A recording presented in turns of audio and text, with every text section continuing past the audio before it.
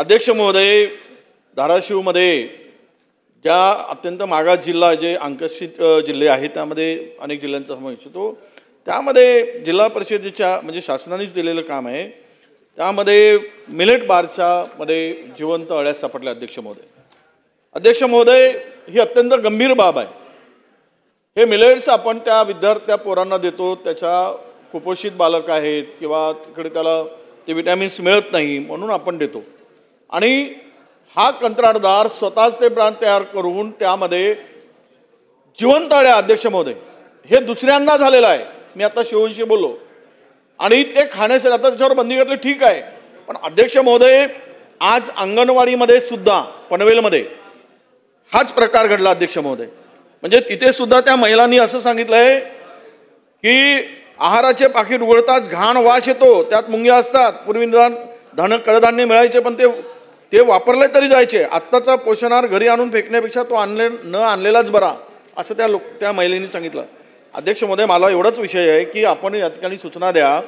ही जी company आहे, ही company अनेक विभागामध्ये काम करते. अध्यक्ष महोदय, आणि या कंपनीमध्ये जे काही हे पुरवलं जातं, हे मिलेट्स न्यूट्रिटिव्ह बार म्हणून, मिलेट न्यूट्रिटिव्ह बार म्हणून हे कंपनी अनेक वर्षापासून काम करत आहे.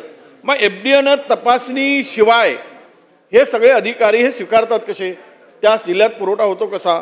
त्यांचं प्रमाणपत्र असल्याशिवाय स्वीकारू नयेत, अशा प्रकारची सूचना सुद्धा. अध्यक्ष महोदय, हा विद्यार्थ्यांशी जीवघेणा प्रकार आहे. अध्यक्ष महोदय, अत्यंत गंभीर विषय आहे.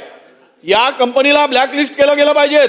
मुलांच्या जीवनाशी घडते करोडो रुपये कमवत असतात. अध्यक्ष महोदय, ही कंपनी आणि हा पुरवठादार गेल्या अनेक वर्षापासून हे धंदे करतोय, अनेक वर्षापासून. म्हणून आपल्याला माझी हात जोडून विनंती आहे, या मुलांसाठी हे जे काही पुरवठा होता यामध्ये जर हे शेण खात असतील कंत्राटदार मिळून आणि हे शेण खाणाऱ्यांना, घाण करणाऱ्यांना आपण सूचना द्यावी आणि यांच्यावर ही कंपनी ब्लॅकलिस्ट करावी आणि या कंपनीकडून काम काढून घ्यावं आणि जे अधिकारी या ठिकाणी हे पुरवठा करत असताना सहभागी आहेत त्यांच्यावर कारवाई करावी, अशी आमची अध्यक्ष महोदय आपल्याला विनंती आहे. अध्यक्ष, ठीक आहे, चला आझमी साहेब बोला. अध्यक्ष महोदय, धन्यवाद. अध्यक्ष महोदय, करणार. अध्यक्ष महोदय, शासनाने मेरे मान दिलेल्या माहितीची शासनाने नोंद घ्यावी आणि उचित कारवाई करावी. होय अध्यक्ष.